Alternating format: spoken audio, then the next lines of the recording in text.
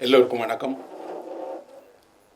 ஒரு பெருந்திரளாக வந்து ஒரு புத்தக வெளியீட்டு விழாவை சிறப்பித்த உங்கள் எல்லோருக்குமே என்னுடைய மனம் நிறைந்த நன்றியை நான் முதல்ல தெரிவிச்சுக்கிறேன். பொதுவாக வந்து இலக்கிய சூழல்லையோ அல்லது புத்தகங்களை குறித்தோ வாசிக்கிறவங்க குறையாக இருக்காங்க, கேட்பவர்கள் குறையாக இருக்காங்க அப்படின்னு சொல்லிக்கிட்டே இருக்காங்க. நான் அதை ஒருபோதும் நம்புகிறோம் இல்லை. நான் என்னுடைய இளமையில் படிக்க தொடங்கியதைப் போல் 50 மடங்கு அதிகமாக இருக்காங்கங்கிறத கண்ணிலேயே பார்க்குறேன். இந்த அவையே அதுக்கு ஒரு சாட்சி. இவ்வளோ இளைஞர்கள் வந்திருக்காங்க, இவ்வளோ பேர் புத்தகம் படிக்கிறாங்க அப்படின்னா ஒரு எழுத்தாளனுக்கு அவர்கள் தரக்கூடிய பெரிய ஆதரவு என்பது நான் இருக்கிறேங்கிற அவர்களை வந்து பார்க்குற வைக்கிறது தான். இந்த படிக்கிறவர்கள் நாங்கள் இருக்கிறோம், நீங்கள் எழுதலாம் அப்படின்னு ஒரு எழுத்தாளனுக்கு அவர்கள் தரக்கூடிய ஆதரவு இருக்கு இல்லையா, அதான் பெரிய விஷயம். இந்த நாள் மிகுந்த மகிழ்ச்சியோடு இருக்கிறேன். ஒவ்வொரு கிறிஸ்மஸ் தினத்தும் அன்றும் என்னுடைய சந்திப்புங்கிறது இந்த மாதிரி வாசகர்களோட, நண்பர்களோட, இலக்கியத்தோட, புத்தகங்களோட நடக்கிறது தான் வழக்கம். ஏன்னா இதிலேருந்து தொடங்கி ஒரு புதிய ஆண்டு, அதுக்கப்புறம் புத்தக திருவிழா, அதுக்கப்புறம் பொங்கல், அப்படி வரிசையாக ஒரு புதிய ஆண்டை வரவேற்பதற்கான தொடக்கமாகத்தான் நான் இந்த விழாவை பார்ப்பேன். அதில் என்ன புத்தகங்கள் வெளியாகுது, அந்த புத்தகங்களை யார் பேசுகிறாங்க, என்ன அந்த புத்தகங்களுக்கு எதிர்வினை கிடைக்கிது, அதெல்லாம் எழுதி முடித்ததோடையே என்னுடைய பணி முடிஞ்சு போயிடும். அதுக்கப்புறம் நானும் இப்போ இவங்க பேசிகிட்டு இருக்கும்போது யாரோ ஒருத்தருடைய புத்தகத்தை பற்றி பேசிகிட்டு இருக்காங்க அப்படின்னு தான் கேட்டுட்ருப்பேன். அது எனக்கு அந்த புத்தகங்களோட வெளியானதோட ஒரு தொடரும் இல்லாமல் போயிடும். இந்த தருணத்தில் இன்றைக்கு வந்து இந்த விழாவர்களை என்னோடய உரைக்கு முன்னாடி சிலருக்கு நன்றி சொல்ல விரும்புகிறேன். குறிப்பாக திருப்புகழ் ஐஏஎஸ், அவர் ஒரு மிக முக்கியமான இந்தியாவினுடைய ஐஏஎஸ் அதிகாரி, ஓய்வு பெற்றவர், குஜராத்தில் பணியாற்றியவர், மத்திய அரசு பணியில் மிகப்பெரிய பதவியை வகித்தவர், இப்போ கூட மாநில அரசினுடைய மிகப்பெரிய ஒரு ஆணையத்தினுடைய தலைவராக இருக்கிறார். நான் அவருடைய அவ்வளவு பணிகளுக்கு இடையிலையும் படித்து புத்தகங்களுக்கு நேரம் ஒதுக்கி இலக்கிய கூட்டங்களில் கலந்துக்கிட்டு அந்த இலக்கிய கூட்டங்களில் வந்து இப்படி ஒரு புத்தகத்தை பற்றி விரிவாக பேசுகிறாரு அப்படின்னா அவருக்கு என்னுடைய மனம் நிறைந்த நன்றி முதல்ல. அதுபோலவே சங்கர் வந்து அவருடைய கவிதைகள் எழுத தொடங்கின நாள்லேருந்து எனக்கு தெரியும். அவருடைய கவிதைகளை படிச்சிருக்கேன், கவிதைகளை பற்றின கட்டுரைகளை படிச்சிருக்கேன். அவர் மொழிபெயர்ப்பு செய்த மிக முக்கியமான கவிஞர்களை தமிழுக்கு மொழிபெயர்ப்பு செய்திருக்கக்கூடிய பெரிய வேலையை அவர் செய்திருக்கிறார். அவர் அறிமுகப்படுத்தியிருக்கக்கூடிய, அவர் மொழிபெயர்த்திருக்கக்கூடிய கவிஞர்கள்லாம் சாதாரணமானவர்கள் அல்ல. நான் அதுக்கான அவ்வளோ பெரிய அங்கீகாரம் அவருக்கு கிடைக்கலைங்கிறது தான் உண்மை. கிடைக்கும், நிச்சயமாக தமிழ் சமூகம் அவரை கொண்டாடும் நம்புகிறேன். அவர் குற்றமுகங்களை பற்றி பேசினார். ஸ்ரீதர் என்னுடைய நண்பர். அவர் வந்து எழுத்தாளருடைய பிறந்த நாளைக்கு வந்து அவர் ஒரு நகை வணிகர். அந்த நகை வணிகத்தில் நம்ம கேள்வியே படாதது, எல்லா எழுத்தாளர்களுடைய பிறந்த நாள் அன்னைக்கு வந்து செய்கூலி சேதாரம் கிடையாதுன்னு அறிவிப்பார். அது ஒரு விளம்பரமாக என்ன செய்வார் அப்படின்னா, அவங்க ஊர் பூரா வட்டியிருப்பார். அவங்க ஊர்லேயே ஆச்சரியப்படுவாங்க, இவர் கடைக்காரர் எதுக்கு இந்த எழுத்தாளர், ஒருவேளை அவங்க சொந்தக்காரங்களாக இருப்பாங்களா. அது முத்தலிங்கமாக இருக்கலாம், எனக்காக இருக்கலாம், ஜெயமோகனுக்காக இருக்கலாம், தமிழினுடைய எல்லா படைப்பாளிகளுக்கும் அந்த இடம் உண்டு. காந்தினா கூடுதலாக 2 மடங்கு சலுகைகளை கொடுக்கக்கூடியவர். அவர் வந்து இலக்கியத்தின் மேலான அந்த ஆர்வத்தால் வந்து இருந்து ரொம்ப அழகாக என்னுடைய படைப்புகளை பற்றி சொன்னார்.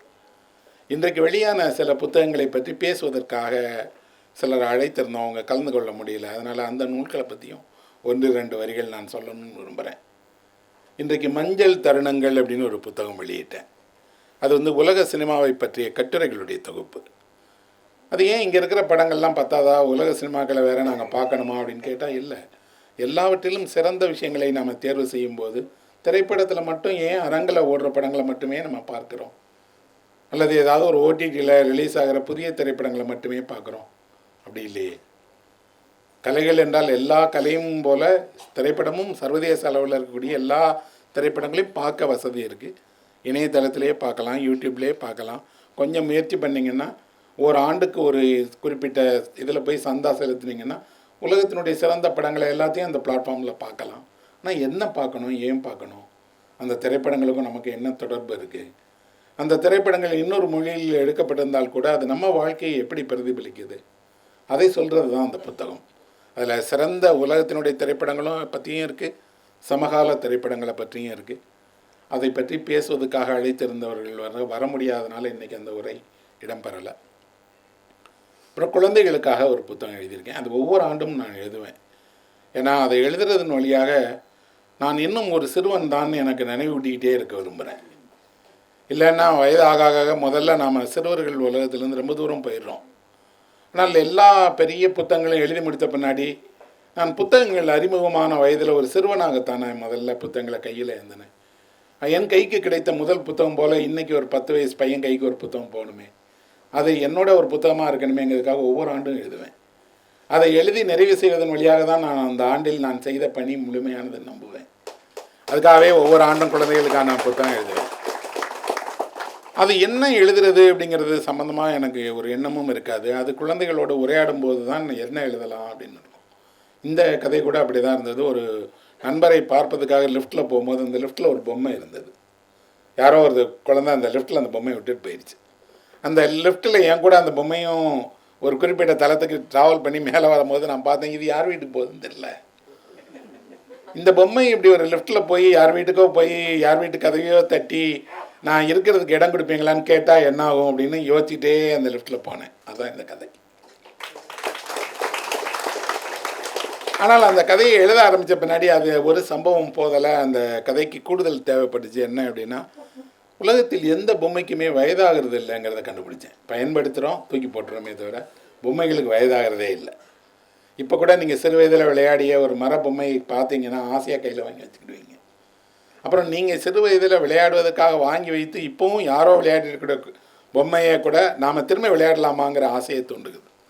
இந்த கதையில் பொம்மைகளின் பேரரசன் அப்படின்னு ஒரு பொம்மை வருகிறது.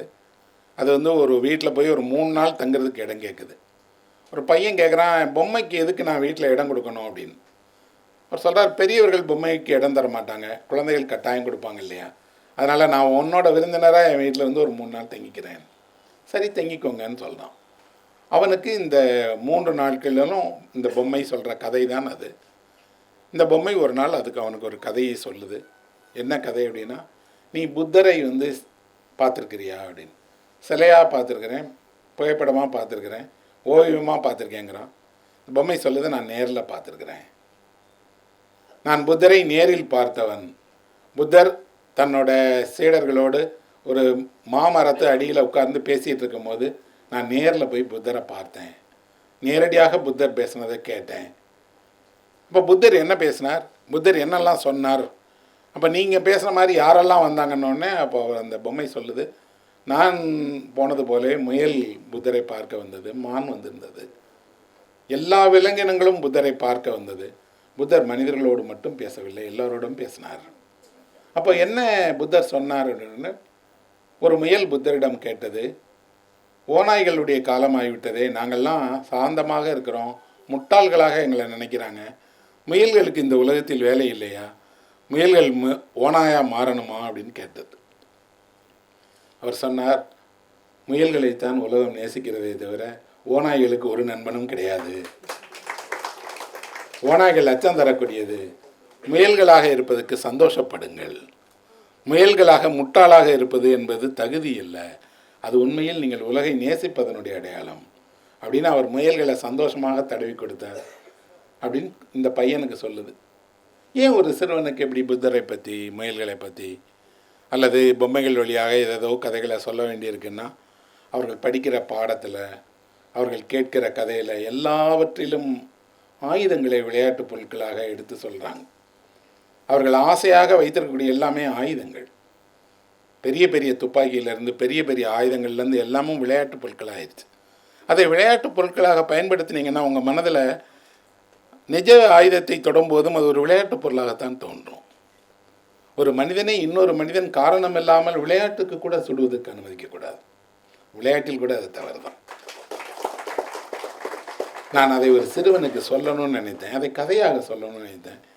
இன்னொன்று, விளையாடுவதற்கு எதுக்கு மர பொம்மைகள் எல்லாம் வேண்டான்னு நம்ம தூக்கி எறிஞ்சோம், எதுக்கு இவ்வளவு பிளாஸ்டிக் பொம்மைகளுடைய காலம் வந்துருச்சு, எதுக்கு ஒரு பிம்பத்தை நேசிக்கிற அளவுக்கு நிஜமான விளையாட்டு பொம்மைகளை நேசிக்க மாட்டேங்கிறோம்.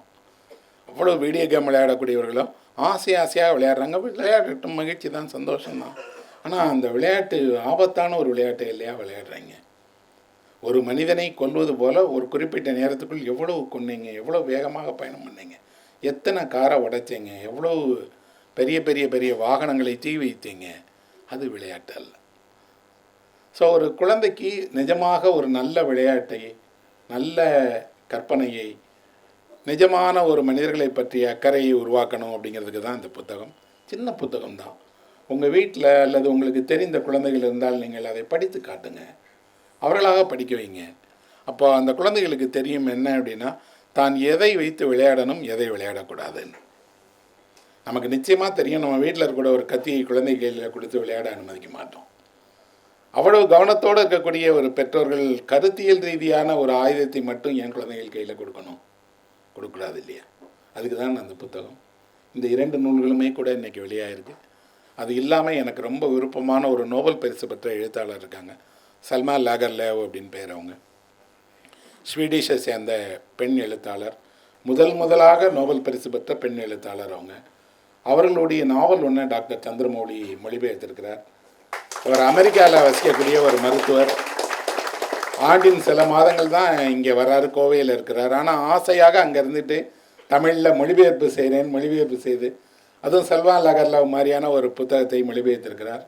அது ஏன் அந்த புத்தகத்தை நான் மொழிபெயர்க்க தேர்வு செய்தேன் அப்படின்னா, அப்பாவுக்கும் மகளுக்கும் இருக்கக்கூடிய அன்பை பற்றினது. மகளை திருமணம் செய்து கொடுத்த பின்னாடி மகள் கொஞ்சம் கொஞ்சமாக அப்பாவை மறந்துடுறார். அப்பாவுக்கு இது எப்பவும் மகளை பற்றியே நினைப்பு. மகள் திரும்பி வந்துட மாட்டாளா அப்படின்னு மகளுக்காக காத்துட்டே இருக்கிறார். ஆனால் மகளுக்கோ தான் வாழ்க்கை, தன்னோட கஷ்டம், தன்னோட சூழல் எல்லாம் இருக்குது. அப்பாவை மறந்துடல, ஆனால் அப்பாவை விட்டு விலகி இருக்கிறார். ஒரு கிங் லியரில் வரக்கூடிய லியரை போல இதில் ஒரு தந்தை வரார், ஆனால் ஒரு ஏழையான தந்தை. அந்த தந்தையினுடைய மகளுக்குமான உறவை பற்றின நாவல் தான் அது. ரொம்ப அழகாக அதை மொழிபெயர்த்திருக்கிறார். அதுவும் இன்றைக்கு தான் வெளியிடப்பட்டது. அதோட கூடுதலாக தூத்துக்குடியை சேர்ந்த மாரியப்பன் இந்த மாதிரி ஒரு காலண்டரையும் வெளியிட்டிருக்கிறார். இந்த காலண்டர் எழுத்தாளர்களை கொண்டாடுகிற விதமாக ஒவ்வொரு மாதத்திலும் ஒரு எழுத்தாளருடைய படம், அந்த எழுத்தாளர்களுடைய பிறந்த தினங்களை எல்லாத்தையும் வரிசைப்படுத்தி எந்தெந்த நாட்களில் எந்தெந்த எழுத்தாளர்கள் பிறந்திருக்கிறாங்க அப்படின்னு, இதை அவர் ஒரு சேவை மனப்பான்மையில் அவராக தயார் பண்ணி விரும்பின புத்தகம் படிக்கிற எல்லாருக்குமே கொடுத்துருக்காரு. இன்றைக்கும் இந்த காலண்டரை கொடுத்துருக்கார். மாரியப்பனுக்கும் நம்ம எல்லாரும் ஒரு கரகோஷம் எழுதிய ஒரு அன்பு தெரிவிக்கிறோம்.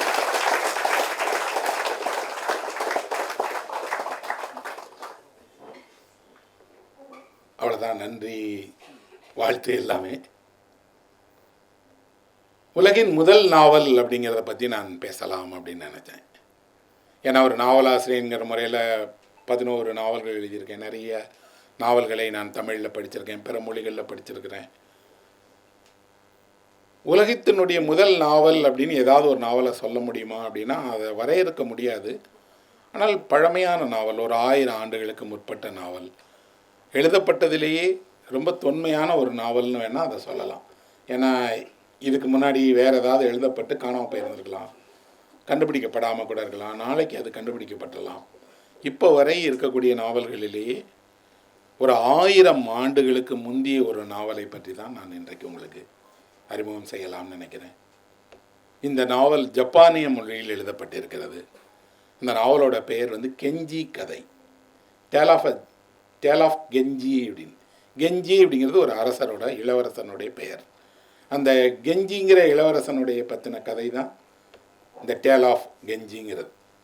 இந்த புத்தகம் 1004, 1005 அந்த ஆண்டுகளில் எழுத ஆரம்பித்து ஒரு 1020க்குள்ளாடி வெளியாயிருச்சு. அப்படின்னா நம்ம இப்போ இருந்து ஒரு 1000 வருஷத்துக்கு முன்னாடி, கிட்டத்தட்ட ஒரு 11ஆம் நூற்றாண்டில் எழுதப்பட்ட ஒரு புத்தகம் 1000 வருஷம்னா எத்தனை தலைமுறை படிச்சிருப்பாங்கன்னு பாருங்கள். எவ்வளோ காலத்தை கடந்து ஒரு நாவல் வெளிவந்திருக்கு. நாவல்னு இன்றைக்கி நம்ம சொல்கிற அந்த வார்த்தையே அப்போ கிடையாது. நாவல் அப்படிங்கிற சொல்கிற வார்த்தையே இத்தாலிய மொழியை சேர்ந்த சொல், சிறியதை குறிப்பதற்காக உண்டான சொல். பெரியதை இன்றைக்கு அடையாளப்படுத்துகிறதா மாறிடுச்சு. ஆனால் அந்த லேடி முராசஹின்னு சொல்லப்படக்கூடிய அந்த அம்மா எழுதினாங்க இந்த நாவலை. ஒரு பெண் தான் உலகினுடைய முதல் நாவலாசிரியர். அதுவும் அந்த பெண் யார் அப்படின்னா, அரண்மனையில் அந்த புறத்தில் பணிப்பெண்ணாக வேலை செய்த ராணியினுடைய உதவியாளராக இருந்த ஒரு பெண்.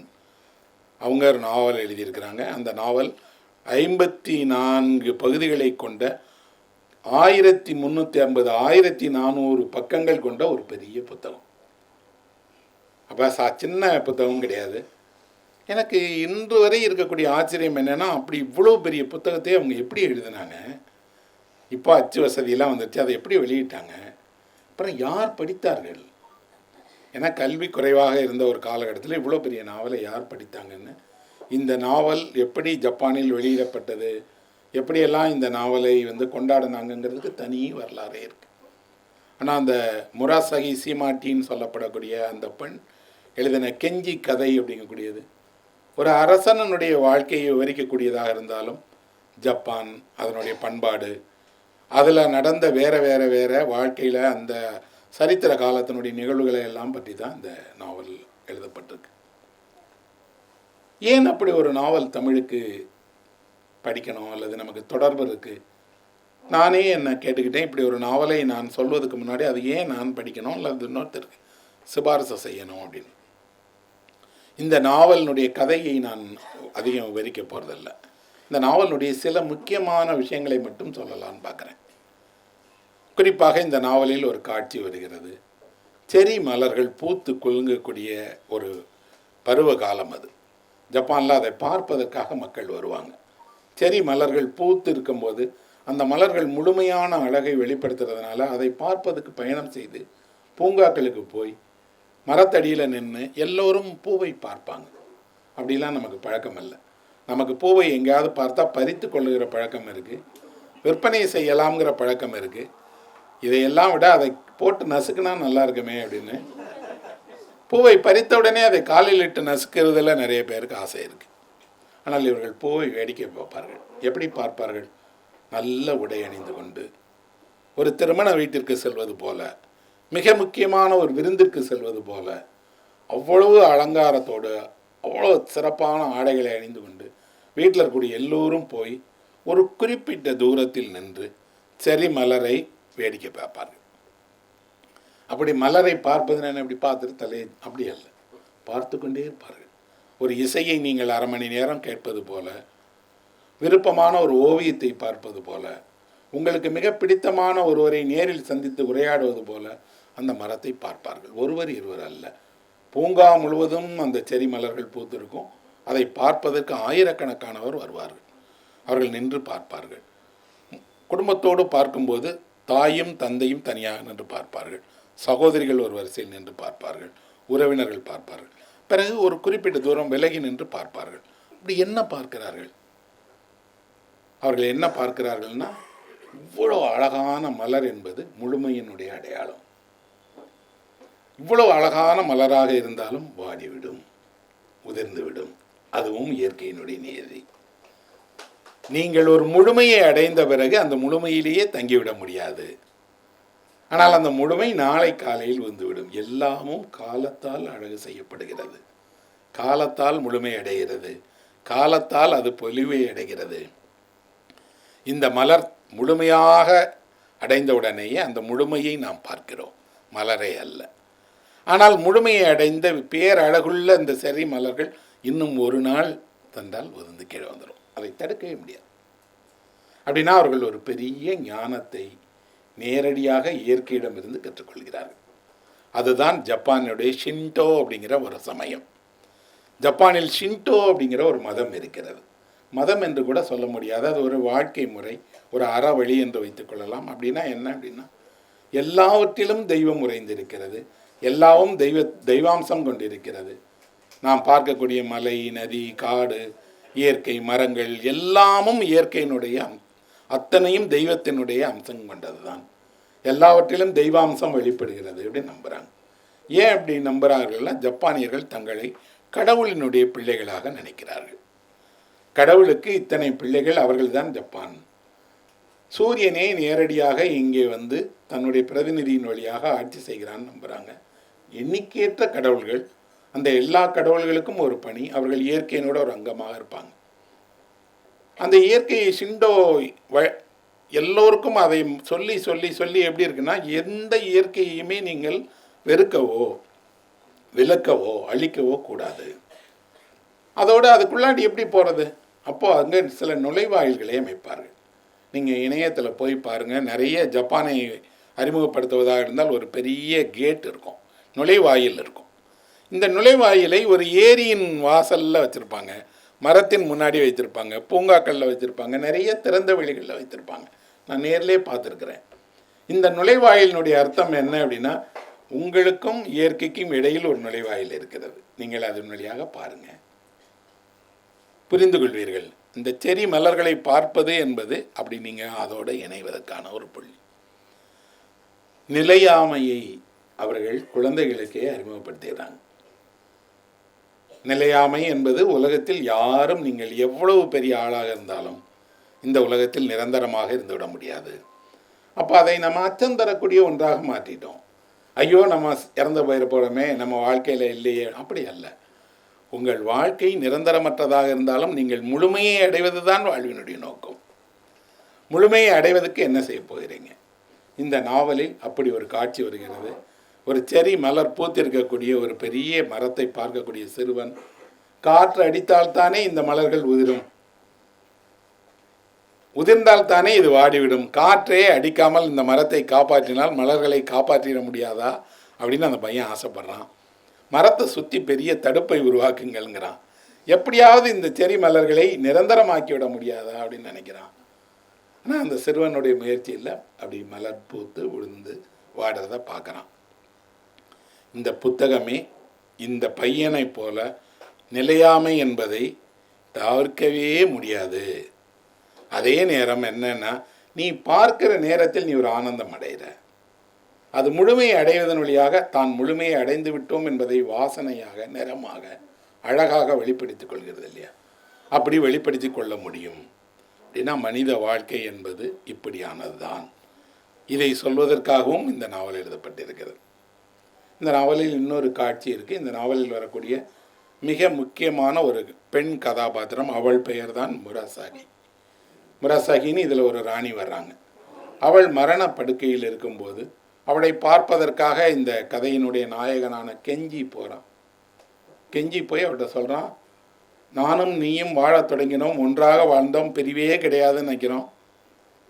ஆனால் இப்போது நீ உன்னுடைய வாழ்வினுடைய இறுதி நாட்களில் இருக்கிற, நான் நலமாக இருக்கிறேன், நீ இல்லாததை நான் எப்படி ஏற்றுக்கொள்ள முடியும் அப்படின்னு கேட்குறான். அந்த பெண் 10 வயதில் அவனால் எடுத்துகிட்டு வரப்பட்டு வளர்க்கப்பட்ட பிறகு அவனே அவளை திருமணமும் செய்து கொண்டு அவனுக்கு உற்ற துணையாக இருக்கக்கூடிய ஒரு ரொம்ப நாள் அவனோடையே வாழ்ந்த அவனுடைய ரொம்ப நெருக்கமான மனைவி. அவள் அவனுக்கு ஒரு உதாரணத்தை சொல்கிறா. என்ன அப்படின்னா, கடைசி பனித்துளி நான். ஒரு பனித்துளி எவ்வளவு நேரம் இருக்க முடியும்? அவ்வளோ நேரம்தான் இருக்க முடியும். அது கொஞ்சம் கொஞ்சமாக மறைவதை உன்னால் தடுக்கவே முடியாது. ஆனால் பனித்துளி மறைவது போல உன் முன்னாடி இருந்து நான் கொஞ்சம் கொஞ்சமாக மறைஞ்சிக்கிட்டே இருக்கேன். மறைந்த பிறகு பனித்துளி இருந்ததுக்கான அடையாளம் தெரியாது அப்படிங்கிறார். இந்த 2 காட்சிகளுமே இந்த நாவலில் வருவதாக இருந்தாலும், இந்த நாவலின் வழியாக 2 முக்கியமான மைய படிமங்களைப் போல எனக்கு தோன்றுது. என்னென்னா, ஒன்று இயற்கையில் வரக்கூடிய முழுமையை அடைகிறது, இன்னொன்று சின்ன பனித்துளிக்குள் ஒரு முழுமையான ஈரமும் இந்த மொத்த உலகமும் அதுக்குள்ள அடி தெரியும். நீங்கள் பல நேரங்களில் என்ன அப்படின்னா, இந்த மொத்த உலகத்தையும் ஒரு சின்ன பனித்துளிக்குள்ளே பார்த்துடலாம். ஆனால் அது கடைசி பனித்துளி, அவ்வளோதான், போயிடும். அப்போ வாழ்வினுடைய நிலையாமையை சொல்வதற்கு எழுதப்பட்ட புத்தகம் தானா இது அப்படின்னா, ஒரு வகையில் இது நிலையாமையை பற்றி சொல்லப்பட்ட புத்தகம்.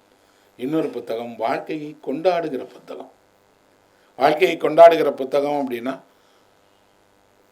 இந்த வரலாற்றை பற்றின புத்தகமாக இருந்தாலும் சரி, இந்த புத்தகத்தில் போர் கிடையாது, யுத்தம் செய்ய மாட்டாங்க, பெரிய பகை கிடையாது, யாரும் யார் மீதும் சண்டை தொடுக்க மாட்டாங்க. புத்தகம் முழுவதும் என்ன இருக்குது அப்படின்னா, புத்தகம் முழுவதுமே இன்பங்களை தேடுவது தான். அதிலும் குறிப்பாக ஒரு ஆணினுடைய வேறு வேறு வேறு வகையான காதல் வாழ்க்கையை சொல்லுகிற புத்தகம் தான் இது.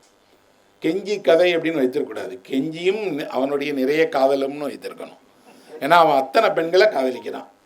அப்படி காதலிக்கிற பெண்களை எல்லாம் ஆறுயிராக நினைக்கிறான். அந்த பெண்ணே வாழ்க்கைன்னு நினைக்கிறான். அதுக்கப்புறம் இன்னொரு பெண்ணை தேடி போயிடுறான். இதை எழுதியது ஒரு பெண் தான். அவளுக்கு தெரிகிறது என்னென்னா, எதனால் இப்படியெல்லாம் ஒருத்தன் ஒவ்வொரு பெண் மீதாக புதிதாக காதலை, இதில் ஒவ்வொரு காதலுக்கும் ஒரு காரணம் இருக்குது. அந்த காதல் உருவாகிற விதம் எப்படிங்கிறத எழுதுகிறாங்க. அது ஏன் பிரிவை சந்திக்கிறாங்கன்னு இருக்குது. நான் இந்த புத்தகம் படிக்கும்போது ஒரு பெரிய அதிர்ச்சியை அடைந்தேன். என்ன அப்படின்னா, நாம் வரலாற்று புத்தகங்கள்லாம் படிக்கும்போது மன்னருக்கு வந்து 200 மனைவி, 300 மனைவி, சில புத்தகங்களில் 600 மனைவி, 1000 மனைவிலாம் இருக்கும். அந்த புறத்தை பற்றி மிகையாக எழுதியிருப்பாங்க. அந்த புறம்ங்கிறது ஒரு பெரிய ஆடம்பரமான கேளிக்கைக்கான இடம்னு. இதை படிக்கும்போது தான் தெரியும் அந்த புறம் என்பது ஒரு மாபெரும் நரகம் அப்படிங்கிறத இந்த புத்தகம் காட்டுது. அங்கே நடப்பது என்ன? ஒரு திறந்த வெளி சிறைச்சாலையை போல பெண்கள் அங்கே உழவுகிறார்கள். அவர்கள் எல்லோரும் தன்னை வந்து தினசரி அலங்காரப்படுத்தி கொண்டு தயாராக இருக்கணும். ஆனால் அழைக்கப்பட மாட்டார்கள். மன்னருக்கான வெறுமான விருப்ப பொம்மைகள் தான் அவர்கள். இந்த உலகத்தை எது நடத்துகிறது? எனக்கு இந்த புத்தகம் படிக்கும்போது என் மனதில் ஒரு கற்பனை வந்தது. ஒரு பெரிய ஏணி. அந்த ஏணியில் ஏறினால் நீங்கள் உச்சத்தை அடைந்துடலாம். ஆனால் எல்லோரும் ஒரே நேரத்தில் ஒரு ஏணியில் ஏற முற்பட்டால் என்ன நடக்கும்? ஏணியை முறிப்பது தான் முதல்ல நடக்கும். நான் ஏறாவிட்டாலும் பரவாயில்லை, இன்னொருத்தர் ஏணியில் மேலே ஏறிடக்கூடாது. இந்த அந்த புறத்தில் இருக்கக்கூடிய அத்தனை பெண்களும் அரசனுக்கு விருப்பமான பெண்ணாக மாறணும்னு நினைக்கிறாங்க. மாற முடியாத போது அத்தனை பேரும் இன்னொருவர் ஆகக்கூடாது என்பதில் இருக்கிறார்கள். இந்த உலகிலேயே ஜெலசி என்று சொல்லப்படக்கூடிய பொறாமையை பற்றி இவ்வளவு விரிவாக எழுதப்பட்ட வேற ஒரு புத்தகமே கிடையாது. பொறாமை என்பதை நாம் வெறுமனாக என்ன நினைத்திருக்கிறோம் அப்படின்னா, ஒரு சின்ன கசப்பு உருண்டையாக நினைத்து கொண்டிருக்கும் போது இது ஒரு திராவகம் போல இன்னொருவரை அழிக்கக்கூடிய பொறாமையினுடைய ஒரு விஸ்வரூபத்தை இந்த நாவலில் எழுதியிருக்கு. யார் யாரை பார்த்து பொறாமைப்படுகிறார்கள், யார் யாரை பார்த்தும் பொறாமைப்படுகிறார்கள். இந்த புத்தகத்தினுடைய துவக்கத்தில் ஒரு பேரரசர் இருக்கிறார். இந்த பேரரசருக்கு இப்படி நிறைய ஆசை நாயகிகள், அவருக்கு மனைவி இருக்கிறாங்க, பட்டத்து ராணி. ஆனால் அவருக்கு விருப்பமான வெவ்வேறு வயது பெண்களே அவர் அழைத்து வந்து அந்த புறத்தில் தங்க வைத்து ஆசை நாயகியாக வைத்துக்கொள்கிறார். அதில் அந்த ஆசை நாயகிகளுக்கு பெயரெல்லாம் கிடையாது. அவர்கள் எங்கே வசிக்கிறார்களோ அந்த வசிப்பிடத்தினுடைய பெயர் தான் அவங்களோட பெயர். அக்பர் அப்படித்தான் வைத்திருந்தார். அக்பர் எந்த ஊரிலிருந்து ஒரு பெண்ணை அழைத்து வருகிறாரோ அவள் பெயரை நீக்கிவிட்டு அந்த ஊரை வைத்திருவார். அவள் அந்த ஊர்க்காரி தான், அவளுக்கு சொந்த பெயர் கிடையாது. அவளுடைய அந்த புறத்தில் அந்த அவங்களுக்குன்னு தனி மாளிகை, அங்கே அந்த ஊரை சேர்ந்த பெண்களாக இருப்பார்கள். இவர்கள் ஒருவரோடு ஒருவர் போட்டியிடுவார்கள், சதி செய்வார்கள், விஷம் கையிலேயே வைத்து கொண்டே இருப்பார்கள். விஷத்தினுடைய தேவை எப்போதும் இருக்கும். ஒன்று அந்த விஷத்தை கொடுத்து இன்னொருவரை கொல்வார்கள், இல்லாவிட்டால் தானே அறிந்து இறந்துடுவாங்க. அந்த விஷத்தோடு அவர்களுக்கு அவ்வளவு நெருக்கம் உண்டு. அதுக்காகவே மருத்துவரை கையில் வைத்திருப்பார்கள், உணவை தானே தயாரிப்பார்கள், தயாரிக்கிற உணவில் விஷம் கலந்துடுவாங்க. அரசர் எந்த அரசியும் கெடுக்கிற உணவாக இருந்தாலும் சாப்பிட மாட்டார். இப்படிப்பட்டது தான் அந்த புறம்ங்கிறத இந்த புத்தகம் சொல்லுது. இந்த புத்தகத்தினுடைய தொடக்கத்தில் வரக்கூடிய பேரரசருக்கு விருப்பமான ஆசை நாயகி வருத்தியிருக்கிறார். நல்ல பெண், அழகான பெண், ஆனால் அந்தஸ்து இல்லாத பெண், பெரிய குடும்பத்தை சாராத பெண். அவள் குலம் மிக பெரிய பாரம்பரியமான வம்சத்தில் சேர்ந்தவள் அல்ல, ஆனால் நல்ல பெண். அவள் ராஜாவுக்கு ரொம்ப பெருக்கமாக இருக்கிறதுனாலே என்ன செய்கிறார்னா, ராஜா அடிக்கடி அவளை அழைக்கிறார், பேசுகிறார், உரையாடுகிறார், அவளோடு இரவி கழிக்கிறார். ராஜாவுக்கு ராணிக்கே அவளை பிடிக்கல. அந்த புறத்தில் இருக்கக்கூடிய அழகிகள் யாருக்கும் அவளை பிடிக்கல. பிடிக்காதோடு அவர்களெல்லாம் இவளை எப்படி இங்கிருந்து வெளியேற்றுவதுன்னு நினைக்கிறாங்க. ஒரு பெண் தன் வாழ்நாள் எல்லாம் சந்திக்கக்கூடிய பெரிய பிரச்சனை இன்னொரு பெண்ணால் எப்போது வெளியேற்றப்படுவோங்கிறது தான். அப்படி வெளியேற்றப்படுவதற்கான காரணங்கள் எதுவாக வேண்டுமானாலும் இருக்கும். இந்த பெண் இருக்கக்கூடிய இடத்திலிருந்து மன்னர் இருக்கக்கூடிய அறை கொஞ்சம் தொலைவில் இருக்கு. அழைத்தால் இங்கிருந்து அவள் போகணும். எப்படி அழைப்பார்கள் என்றால் ஆச்சரியமாக இருக்கும். எல்லா தேசத்து மன்னர்களும் அன்று இரவு எந்த பெண்ணோடு உறங்குவது என்பதை அவர் முடிவு செய்ய மாட்டார், அவருடைய ஜோதிடர் தான் முடிவு செய்வார். அவருடைய ஜோதிடர் அந்த நாளை முடிவு செய்து, நட்சத்திரத்தை முடிவு செய்து, அந்த நாளில் பொருத்தமான பெண் இருக்கிறாள் என்றால் அவளை முடிவு செய்து, அவளுடைய ருதுவை கணக்கிட்டு அந்த பெண்ணிற்கு காலையிலிருந்தே பட்டினி போட வைத்து, அவள் வெறும் வயிற்றோடு இருப்பது மாதிரி பார்த்துக்கிட்டு, அவளை எப்படி குளிக்க வைக்க வேண்டும், எப்படி உடைபிடித்து கொள்ள வேண்டும்ங்கிற வரைக்கும் ஜோதிடர் முடிவு செய்து சொன்னால்தான் அவள் அன்று மன்னரை சந்திக்க முடியும். இதற்கு இடையில் என்ன நடக்கும் அப்படின்னீங்கன்னா, அப்படி ஒரு பெண்ணுக்கு அரசரிடமிருந்து அழைப்பு விட்டால் அவளுடைய அத்தனை உறவினர்களுக்கும் அந்த புறத்தில் இருப்பவர்களுக்கும் அரசர் பரிசு அனுப்ப வேண்டும். ஸோ அரசர் வந்து அந்த பெண்ணுக்கு பரிசு, உறவினர்களுக்கு பரிசு, துணை பெண்களுக்கு பரிசு, சேடிகளுக்கு பரிசு என்று இருப்பார்கள். இதில் நாம் வந்து வரலாற்றை வந்து வெறுமனாக புத்தகத்தில் படிச்சிருக்கோம். நிஜமாக ஒரு அந்தப்புறத்தில் பார்த்தால் அந்தப்புறத்தில் ஒரு ஆசை நாயகியினுடைய ஆடைகளை பாதுகாப்பதற்கு மட்டுமே 8 பெண்கள் இருப்பார்கள். அதை தைத்து தருவதற்கு 20 பெண்கள் இருப்பார்கள். அதை மடித்து வைப்பதற்கு 4 பெண்கள் இருப்பார்கள். 7 ஆடைகளை அணிந்திருப்பார்கள். ஒரு ஆடை இல்லை, 7 ஆடைகளை அணிந்திருப்பார்கள். இந்த ஒவ்வொரு ஆடையிலும் என்ன அலங்காரம் செய்யணும், முத்து எங்கே வைக்கணும், எங்கே வந்து கோமேதகம் வைக்கணும், எந்த நிறத்தில் வைக்கணும் என்பது வரை தேர்வு செய்வார்கள்.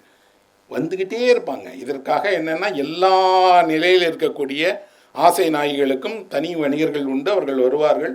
அக்பர் தன் காலத்தில் அந்த புறத்திற்கென்றே ஒரு சந்தையை உருவாக்கி இருந்தார். ஒரே நல்ல மேளா நடக்கும், எல்லாரும் வருவாங்க, எல்லா வணிகர்களும் வந்து விற்பார்கள். இந்த பொண்ணு அழகான பொண்ணு அப்படி இல்லை. அவள் தனியாக ஒரு அறையில் வசிக்கிறார். ராஜா கூப்பிட்டா போகணும். கூப்பிட்டால் போவதற்கு இவள் கடந்து வரக்கூடிய வழி இருக்கு இல்லையா, அதில் வேறு வேறு பெண்களுடைய அறை இருக்கு. அந்த புறத்தினுடைய அந்த பெரிய வராந்தையில் நீங்கள் நடந்து வரணும். நீங்கள் நடந்து அரசருடைய அறைக்கு போகிற வழியில் அவளை பிடிக்காத பெண்கள் என்ன செய்வார்களாம் என்றால், வேண்டுமென்றே வழியில் தடுப்பை உருவாக்கிடுவாங்க. அவள் இந்த கதவின் வழியாக போனால் போய்விடுவா, இந்த கதவை மூடி 2 பணிப்பெண்களை வைத்து வெளிவாசல் வழியாக அவள் அரண்மனையை தாண்டி வெளியே போய் வீதியில் நடந்து திரும்ப போகட்டும். அப்படின்னா எல்லோரும் பார்வையிலும் அவள் படட்டும். அவள் அரண்மனையில் அரசருக்கு விருப்பமான பெண்ணாக இருப்பதற்கான தண்டனை என்ன என்றால், என்னை போன்ற பெண்கள் சகித்து கொண்டிருக்க மாட்டோம் அப்படிங்கிறது. அவள் மன்னரிடம் சொல்கிறார், ஒவ்வொரு நாளும் நீங்கள் அழைத்தால் நான் இந்த அவமானத்துக்கு உட்படுறேன். நீங்கள் தான் என்னை அழைக்கிறீர்கள், ஆனால் நீங்கள் அழைத்து நான் பாதுகாவலரோடு வரும்போதும் கூட கதவுகளை அடைச்சிடுறாங்க, வழியை மூடிடுறாங்க, வெளியே சுற்றி வர வேண்டியிருக்கிறது, அவமானமாக இருக்கிறது. அரசர் சொல்கிறார், என்னால் ஒன்றுமே செய்ய முடியாது. ஏன்னா ராணியினுடைய உத்தரவு அதெல்லாம். ராணி அப்படித்தான் இருப்பார், ராணி அப்படித்தான் நடந்து கொள்வார். இவர்களை வெல்ல வேண்டும் என்றால் ஒரே ஒரு வழிதான் இருக்கிறது. என்னன்னா, நீ எனக்காக ஒரு குழந்தையை பெற்றுக் கொடுத்தால் அவர்களை வென்றலாம்ங்கிறார். அரசருக்கு குழந்தைகள் ஒருபோதும் அவர்கள் வாரிசுகள் அல்ல, அதிகாரத்திற்கான வாரிசுகள். அதிலும் ஆண் குழந்தையை அவள் பெற்றுக் கொடுத்தால் மட்டும்தான் இவள் அரசியை வெல்ல முடியும். அப்போ அவள் சொல்கிறா, அது என் கையில் இல்லை, ஆனால் நான் உங்களை பார்க்க விரும்புகிறேன், பார்ப்பதில் உள்ளதற்கு தடை இருக்குது அப்படின்னு.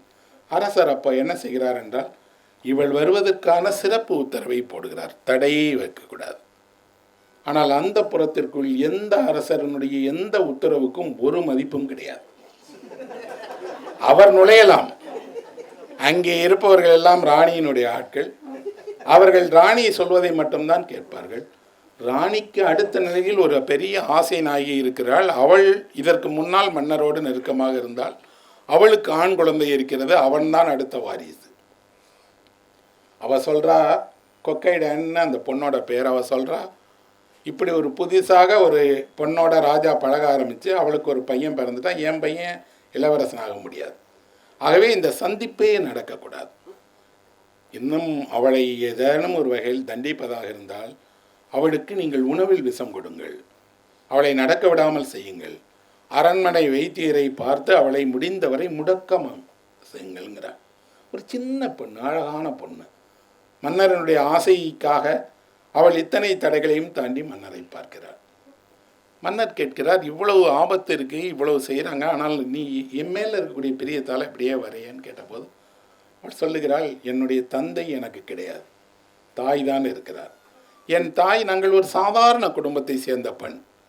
என் தந்தைக்கு ஒரு ஆசை இருந்தது, நான் ஒரு ராணியைப் போல வாழணும்னு.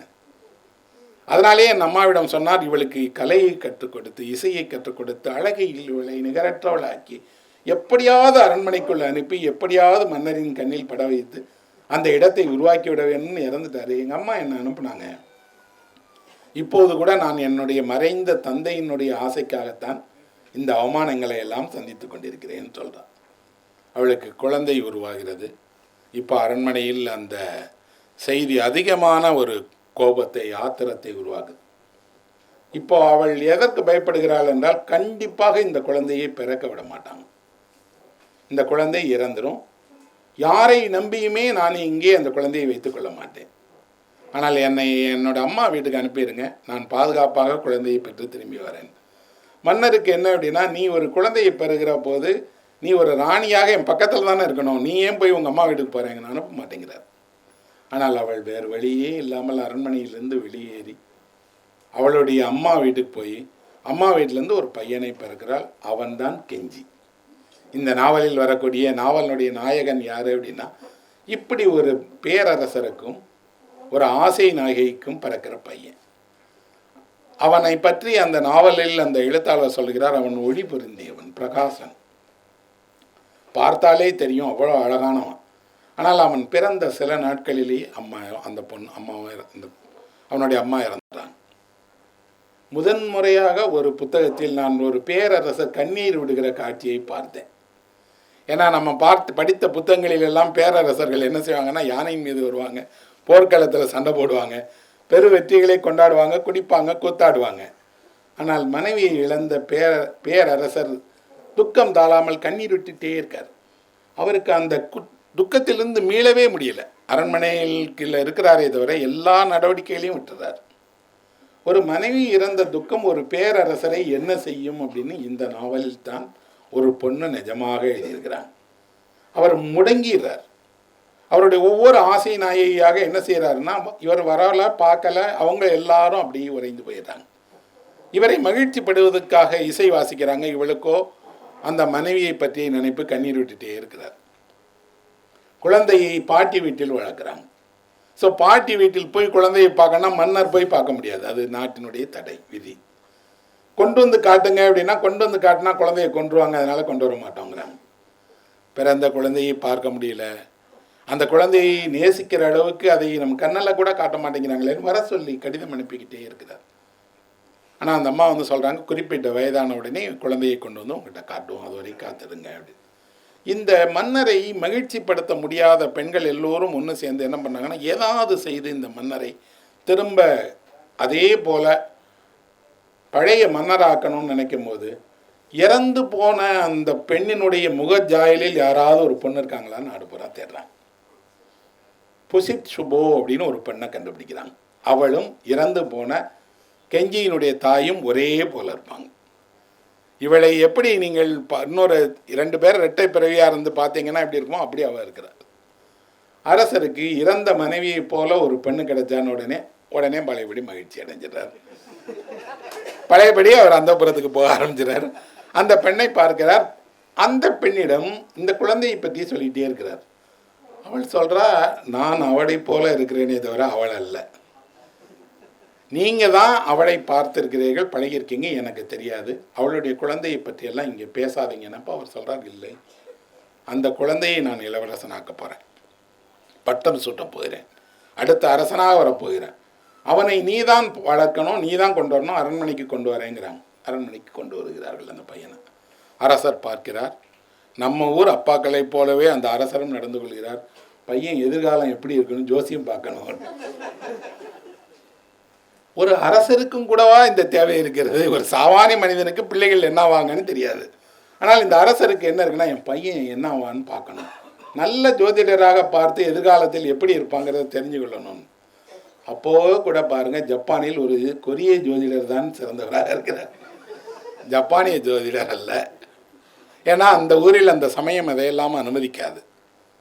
ஒரு கொரிய ஜோதிடரை அழைத்து வருகிறார்கள். கொரிய ஜோதிடரிடம் குழந்தையினுடைய பிறப்பை சொல்லுகிறார்கள், நட்சத்திரத்தை சொல்கிறாங்க, குழந்தையை பற்றின தகவல்களை எல்லாம் கேட்டுட்டு அந்த கொரிய ஜோதிடர் நம்ம ஜோதியம் ஜாதகம் பார்க்குற மாதிரியே அவர் கணிக்கிறார். கணித்துட்டு அவர் சொல்லுகிறார், அவன் மிகப்பெரிய ஆளாக வருவான், ஆனால் அவன் அரசராக மாட்டான்னு சொல்கிறார். அவனுடைய வாழ்க்கை நீங்கள் நினைப்பது போல பெரிய உயர்ச்சங்களை அடையாது, நிறைய தோல்விகளை, கசப்பை, நிறைய சிக்கல்களை அவன் அடைவான், ஆனால் அவனுடைய வாரிசு அரசராவார்னு சொல்கிறார். மன்னருக்கு இவன் சொன்னது நல்லதா கெட்டதா? மன்னர் உடனடியாக அமைச்சரை கேட்கிறாரு, இவன் ஜோசியம் சொன்னானே யாரும் சொல்லாதீங்க, ஏன்னா இது வெளியே போயிருச்சுனாலே அடுத்த மன்னர் வந்துடுவார், சதி செய்து விடுவாருங்க. மாறாக நீங்களே சில ஜோதிடர்களை ஏற்பாடு செய்து இவனை பற்றி மிக நல்லதாக சொல்லியிருக்காங்கன்னு சொல்லுங்க. அரண்மனையில் அதுக்கு உடனே, அரண்மனைக்கு உண்மையில் ஒரு 1000 காதுகள் இருக்குது. அங்கே எந்த ரகசியமும் யார் பேசினாலும் உடனே இன்னொரு வெளியே போயிடும், யாரோ ஒருத்தர் தெரிஞ்சிடும். உடனடியாக இந்த தன்னுடைய மகனை ராஜாவாக்குவாங்கன்னு வச்சுருந்த அம்மாவுக்கு வந்து சொல்லியது கொரிய ஜோசி அவரை கூட்டிகிட்டு வந்துட்டாங்க, பார்த்துட்டாங்க. அவன் தான் ராஜாவாக போகிறான், அவனை வளர்க்கக்கூடாது, அவன் வளர்ந்து ஒரு இளவரசன் ஆகக்கூடாது, அவன் மன்னருக்கு நெருக்கமாகக்கூடாது. நாம் என்ன செய்யணும் அப்படின்னா, பிறப்பால் ஒருவன் சாமானியனாக இருந்தால் அவன் ஒருபோதும் அரசனாக முடியாது என்பதை எல்லா தளத்திலும் சொல்லிகிட்டே இருங்கிறாங்க. இவன் அரசருக்கு பிறந்திருக்கலாம், ஆனால் அவனுடைய அன்னை அரசிக்குரியவள் அல்ல, அவள் ஒரு சாதாரண குடும்பத்தை சேர்ந்தவள். அந்த அன்னையின் பொருட்டு அவனுக்கும் அந்த அந்தஸ்து வழங்கப்படக்கூடாது. அதில் அவர்கள் வென்று விடுகிறார்கள். கெஞ்சி ஒருபோதும் பெரிய அரச வம்சத்தினுடைய பேரொளிமிக்கவனாக வர முடியல. அவனை வரக்கூடாது என்பதை இவர்கள் என்ன செய்கிறார்களோ அதுபடியே எனக்கு. யாரை இவனுக்கு முன்னாடி இளவரசனாக வைத்தார்களோ அவன்தான் அரசனாகிறான். ஆனால் கெஞ்சி அழகாக எல்லா இசை கற்றுக்கொள்கிறான், வீரத்தில் சிறந்தவனாக இருக்கிறான். புத்தகத்தை எழுதிய அந்த எழுத்தாளர் இந்த கெஞ்சியினுடைய காதலைத்தான் முதன்மையாக சொல்கிறார். யாரையெல்லாம் கெஞ்சி காதலித்தான், எப்படியெல்லாம் காதலித்தான், அந்த பெண்களோடு அவன் எப்படி இருந்தான் அப்படின்னு. இந்த கெஞ்சிக்கு இளவரசு பட்டம் அல்ல, ஆனால் ஒரு உயரிய பதவி முதல்ல அவங்க தந்தை கொடுத்த உடனேயே ஒரு அமைச்சர் முடிவு செய்கிறார், இவன் கண்டிப்பாக நாளைக்கு இளவரசன் ஆயிடுவான், மன்னராவதுக்கு வாய்ப்பு அதிகம், நம்ம பொண்ணை இப்பயே கொடுத்துருவோம் அப்படின்னு உடனடியாக உடனே அவனுக்கு பொண்ணு கொடுத்துட்றாங்க. அந்த பெண்ணிற்கு இவனை பிடிக்கவே இல்லை. இந்த புத்தகம் முழுவதும் இன்னொரு விஷயம் தொடர்ந்து சொல்லப்பட்டே இருக்கிறது என்ன அப்படின்னா, மனைவியால் அவமானப்படுத்தப்படக்கூடிய கணவனை பற்றி சொல்லிகிட்டே இருக்கு. அந்த பெண் அந்த நாவல் முழுவதும் அந்த கணவனை அவமானப்படுத்துவதில் சந்தோஷம் அடைகிறான். அவள் சொல்கிறா, நீ யாரா வேணாலும் இரு, நீ பெரும் ஒளிபருந்திய வீரனாக இரு, இந்த மொத்த அரண்மனையே உன் புகழ் பாடட்டும், ஆனால் என்னை பார்க்க நீ வந்தேன்னா நான் உன்னை அவமானப்படுத்த தான் செய்வேன். இவன் கேட்குறான், எப்போ எது குறித்து நான் பேசுவதற்கு வந்தாலும் கேட்பதற்கு வந்தாலும் உன்னை பார்ப்பதற்கு வந்தாலும் சுடு சொல்களாலேயே சொல்கிறேன் அப்படின்னா. அப்படிதான். ஏன் அப்படின்னா, உன்னை வெறுப்பதன் வழியாக தான் என்னுடைய ஆசையை நான் காட்டிக்கொள்ள முடியும். ஒரு வினோதமான பெண்ணினுடைய மனதை இந்த அம்மா எழுதுகிறாங்க. என்ன அப்படின்னா, வெறுப்பு எங்கே இருந்து பிறக்கிறது? உன்னை கல்யாணம் பண்ணிக்கணும் எனக்கு ஏதாவது கட்டாயமா? எங்கள் அப்பாவுக்கு அமைச்சராக இருக்கிறாங்கிறதுனால அவர் தன்னுடைய அரசியல் காரணங்களுக்காக என்ன உன்னை கல்யாணம் பண்ணி வச்சுருக்கார். உனக்கு நிறைய காதல், நிறைய பெண்கள் நிறைய இருக்குது, நான் ஏன் உன்னை வரவேற்று உனக்கு எல்லாம் செய்யணும்? மகள் அவமானப்படுத்துகிற அந்த தருணத்தில் எல்லாம் அந்த வீட்டில் இருக்கக்கூடிய மாமனார் அவனை வரவேற்று, பொண்ணு அப்படி தான் மாப்பிள்ளை இருக்கும், நீங்கள் கோச்சிக்கிடாதீங்க, நீங்கள் நாட்டுக்கே ராஜாவாக போகிறவர், என் மேலே எந்த வருத்தம் படாதீங்கன்னு அப்படி விழுந்து விழுந்து உபசாரம் பண்ணுறார். மைத்துனன்மாரெல்லாம் அவன் மீது அவ்வளவு அன்பு காட்டுறாங்க. இவனுக்கோ ஒன்றுமே பண்ண முடியல. என்ன அப்படின்னா, அவர்களை விட்டு விலக முடியாது, அரசியல் தொடர்புக்கு அப்படி ஒரு பொண்ணு தேவைப்படுறான். ஒரு மனிதன் தன் வாழ்க்கையில் வேறு வேறு காரணங்களுக்காக வேறு வேறு திருமணங்களை செய்து கொள்கிறான். அரச வாழ்க்கையில் அந்த வேறு வேறு திருமணங்களின் வழியாக என்னவெல்லாம் அவன் சந்திக்கிறான். இவன் சந்திக்கக்கூடிய ஒவ்வொரு நிகழ்ச்சிக்கு பின்னாடியும் அரசியல் காரணம்னு இருக்கு. நான் சொன்ன ஷின்டோங்கிற மதம் மாறி அந்த நாட்டில் பௌத்தம் மேலே வந்த காலம் அது. புத்தரை வணங்க ஆரம்பித்தாங்க, புத்த மடாலயங்கள் வந்தது, புத்த குருமார்கள் வந்தார்கள், புத்தருக்கான ஒரு ஞான பாதையில் மக்கள் போக ஆரம்பித்தாங்க. அப்போ ஷின்டோலேருந்து புத்திசத்துக்கு விலகியதில் புத்தரை வழிபடக்கூடியவர்களாக இந்த பொண்ணு வரா. அவள் புத்தத்தினுடைய நெறியில் இவனை கொண்டு போகணும்னு நினைப்பவளாக சித்தரிக்கப்படுறா.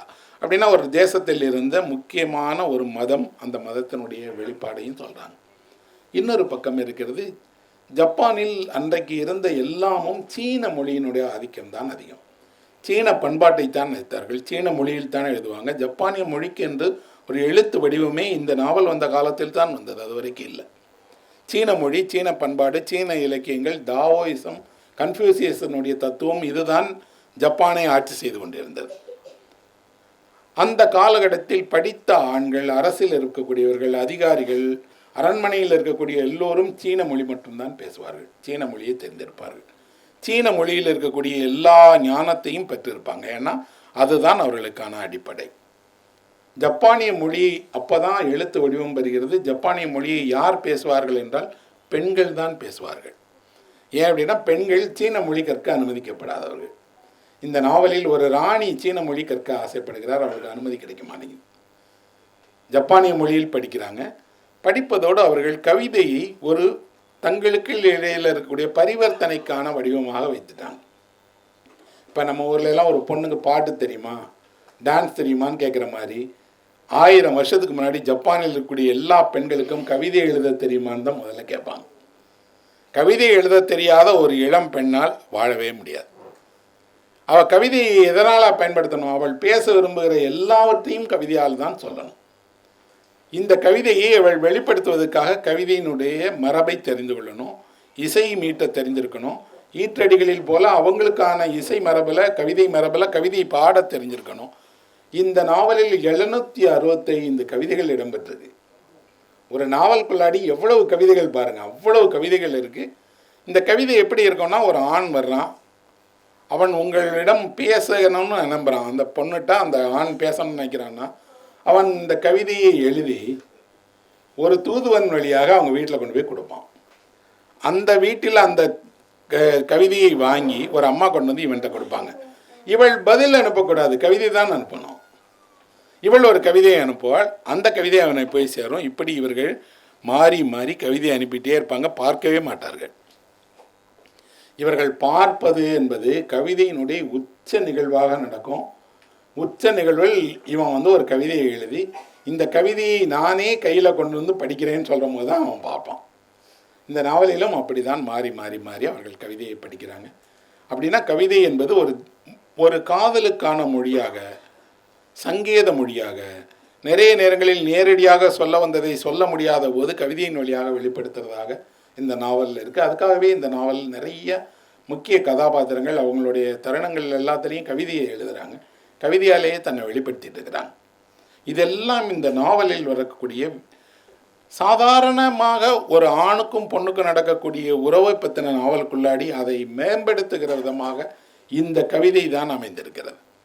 அதிலும் இந்த கவிதையில் நிறைய கவிதையை இந்த புத்தகத்தில் கூடிய கவிதையுமே அந்த லேடி முராசாகி தான் எழுதியிருக்கிறாங்க. அப்படின்னா அவங்க எவ்வளவு கவித்துவமிக்க நிறைய விஷயங்களை உள்வாங்கியிருக்கிறாங்க, வெளிப்படுத்துகிறாங்கன்னு ஆச்சரியமாகவும் இருக்குது.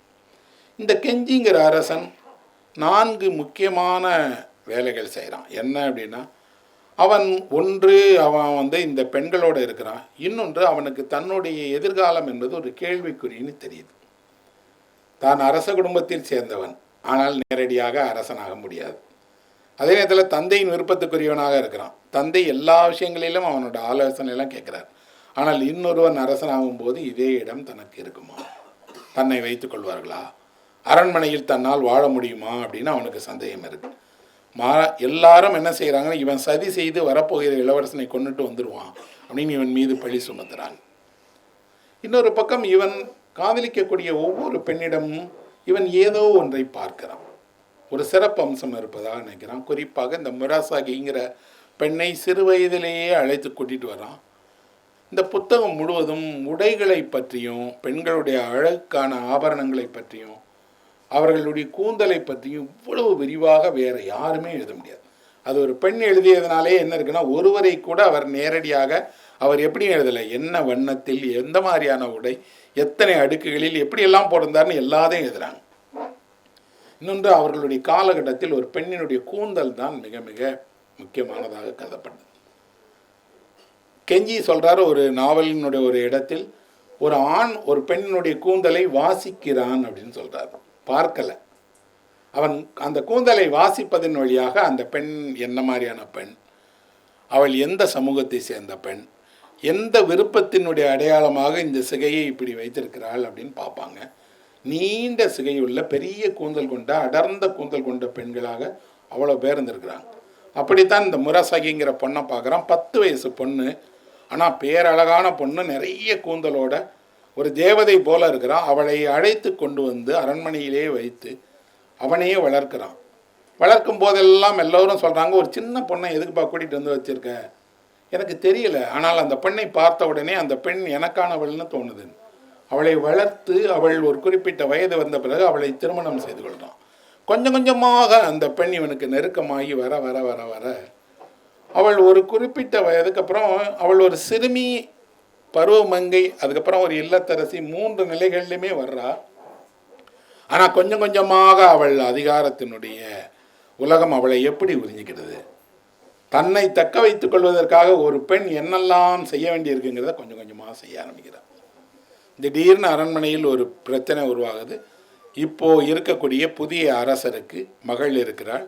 அவளை திருமணம் செய்து கொடுப்பதற்கு தகுதியான ஆள் இல்லை. இருக்கவே இருக்கான். கெஞ்சி அவனுக்கு 3ஆம் தாரம் 4ஆம் தாரமாக கொடுத்துருவோமேன்னு அவனுக்கு கொடுக்கிறார்கள். நாவலில் கெஞ்சி ஒரு இடத்தில் சொல்கிறான், ஒரு அரசனை பொறுத்த மட்டில் அரசனுடைய 40 வயதிலேயே அவனுடைய வாழ்க்கை முடிந்து விடுகிறது அப்படின்னு சொல்லு. அதற்குள் அவன் எல்லா இன்பங்களையும் பார்த்துடுறான், எல்லா சுகதுக்கங்களையும் அனுபவித்து விட்டுகிறான். 40 வயதுக்கு பிறகு என் வாழ்க்கையில் ஒரு புதிய விஷயங்களுக்கு இடமே இல்லை. அப்போ அதுக்கு பின்னாடி இருக்கக்கூடியதெல்லாம் வெறுமனாக அதிகாரத்துக்கான காய் நகர்த்தல்கள். அந்த காய் நகர்த்தல்களின் போது அவன் நடந்து கொள்ள வேண்டிய கட்டாயங்கள் தான். இந்த நாவலில் இன்னொரு விஷயமும் தொடர்ந்து சொல்லப்படுகிறது. என்ன அப்படின்னா, பெண்கள் ஒரு குறிப்பிட்ட அளவுக்கு சொந்த வாழ்வினுடைய துயரங்களை சந்தோஷங்களை பார்த்த பிறகு துறவிகளாக மாறுகிறான். இந்த நாவலில் வரக்கூடிய எல்லா முக்கிய கதாபாத்திரங்களும் பெண்களும் நாவலில் ஏதோ ஒரு தருணத்தில் நான் துறவி ஆயிடுறேன்னு துறவி ஆயிடுறாங்க, அல்லது துறவி ஆவதற்கு கணவனிடம் அனுமதி கேட்கிறார்கள்.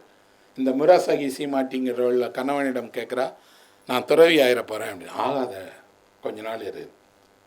ஏன்னா துறவியானால் முதலில் அவர்கள் தன்னுடைய சிகையை மழித்துக் கொள்வார்கள். உன்னுடைய அழகினுடைய அடையாளமாக இருக்கக்கூடிய உன் நினைவுகளினுடைய அந்த கூந்தலை அகற்ற நான் அனுமதிக்க மாட்டேங்கிறான். துறவியாக இருந்து கொஞ்சம் கொஞ்சமாக அவர்கள் மரணத்தை விரும்பி ஏற்றுக்கொள்ளும் போது அவர்கள் என்ன அப்படின்னா, துறவு என்பது வெறுமனாக துறவு அல்ல, அது ஒரு விடுபடல். அதுக்கப்புறம் இந்த வாழ்க்கை போதும், நதியினுடைய அந்த கரையை போல அந்த பக்கம் போக விரும்புகிறார்கள்.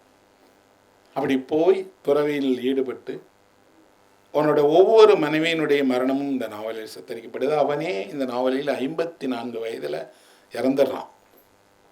ஆனால் அதுக்குள்ளாடி அவன் பார்க்கும்போது இந்த நாவலை ஒரு 1300 பக்கம் உள்ள நாவலை, இதுக்கு 3 வேறு வேறு ஆங்கில பதிப்புகள் இருக்குது. 3மே நான் படிச்சிருக்கேன். இப்போ திரும்பி படிக்கும் போது எனக்கு தோன்றியது, இந்த நாவலில் யாருமே சந்தோஷமாக இல்லை. ஒரு மன்னரை பற்றிய வாழ்க்கையை நம்ம இதுவரைக்கும் கற்பனை பண்ணிட்டு இருந்ததெல்லாம் எல்லோரும் சந்தோஷமாக இருப்பாங்க. அங்கே நடக்காத விழாவே இல்லை, அங்கே கிடைக்காத சிறப்பே இல்லைன்னு.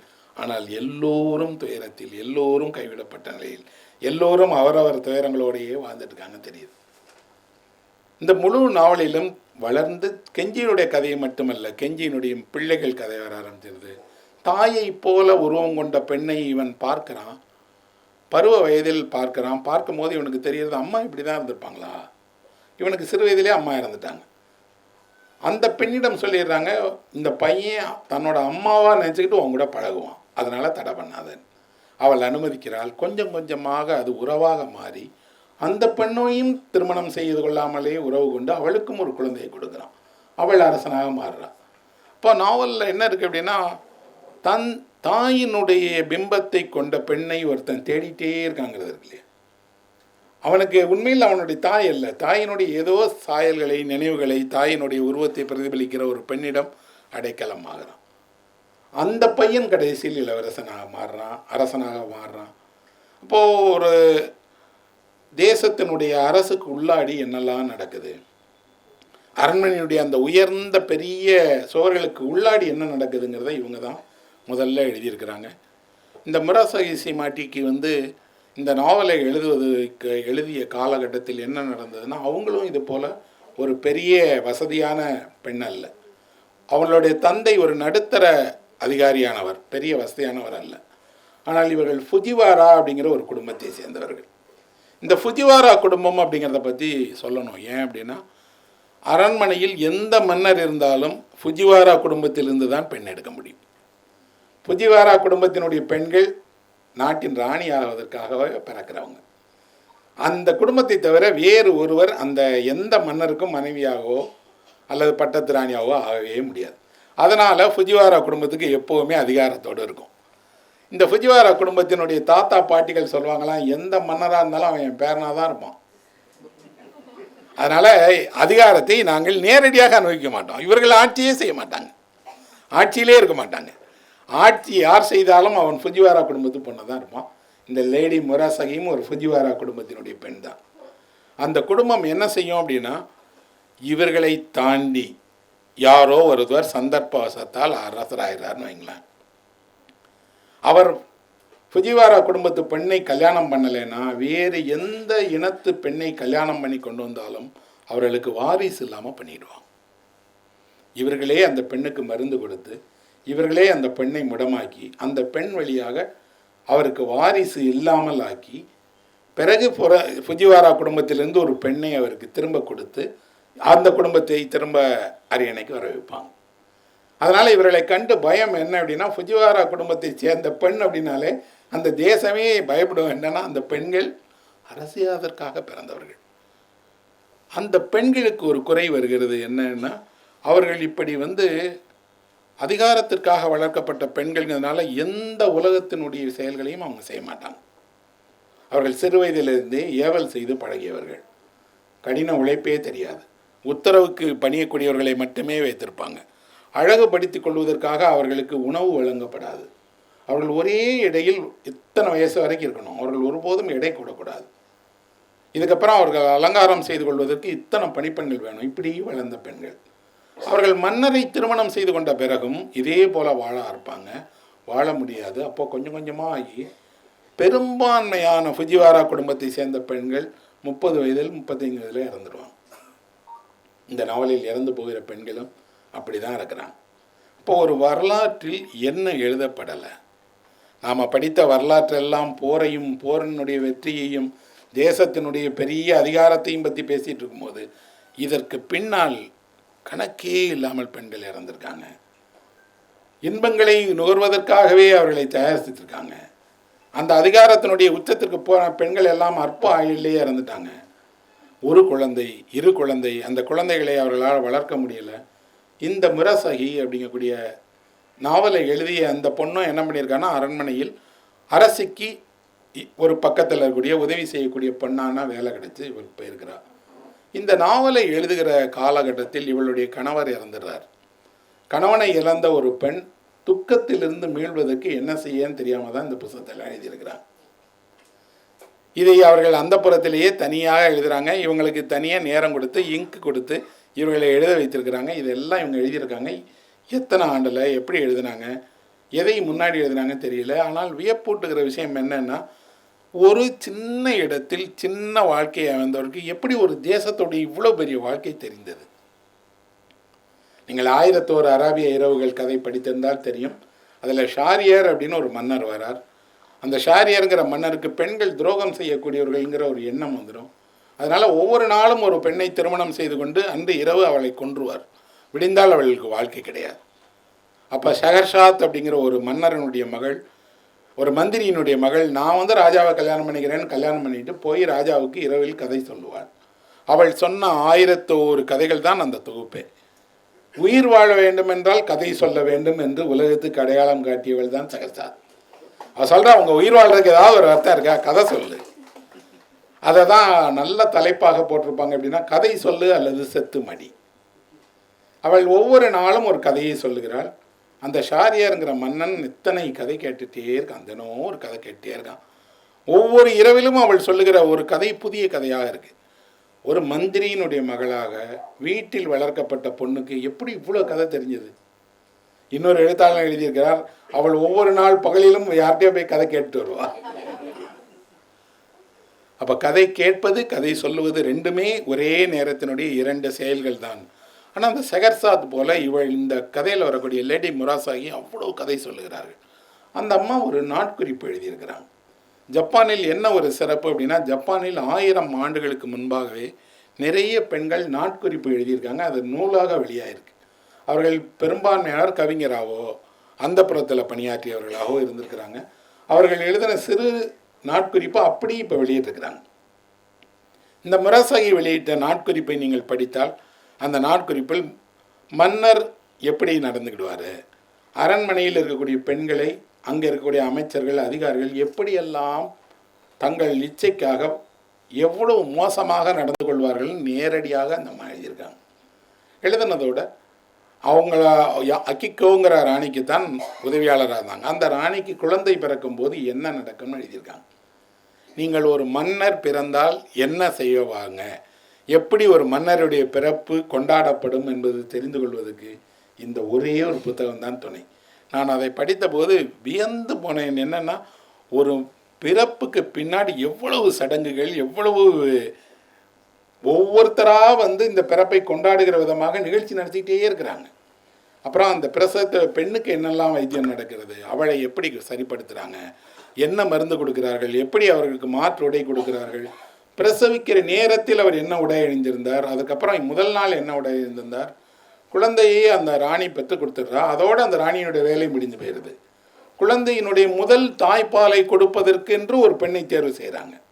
அவள் வம்சத்தில் பெரிய ஆளாக இருக்கணும், அவளை தான் அவள் தான் முதல்ல அந்த குழந்தைக்கு தாய்ப்பால் ஊட்டுவா. இதே மாதிரி 2ஆம் நாள் புகட்டுவதுக்கு 3ஆம் நாள் ஒவ்வொருத்தருக்கும் ஒவ்வொரு ஆள். அப்புறம் குழந்தையை கையில் வாங்கி கொள்ளும்போது இந்த கையில் வாங்கி கொள்வதற்காக வேறு வேறு குடும்பத்தை சேர்ந்த வேறு வேறு அந்தஸ்தில் இருப்பவர்களுடைய மனைவிகளை தேர்வு பண்ணி கொண்டு வராங்க. அவங்க கையில் தான் கொடுக்க முடியும், ராஜாவை யார் கையிலையா கொடுத்துட முடியாது குழந்தைய. அதுக்கப்புறம் அந்த பிறந்த குழந்தைக்கு அணிவிப்பதற்கான உடைகளை எப்படி தயாரிக்கிறாங்க, என்னென்ன சடங்குகள் செய்கிறாங்கன்னு நினைத்தால் வியப்பாக இருக்கு. எவ்வளவு ஜனநாயகபூர்வமான நாட்டில் நம்மளாம் வாழ்கிறோம். ஒரு மன்னர் காலம் என்பது இவ்வளவு பொருட்செலவு மிக்க, இவ்வளவு சடங்குகள் மிக்க, சம்பிரதாயங்கள் மிக்க ஒரு வாழ்க்கை.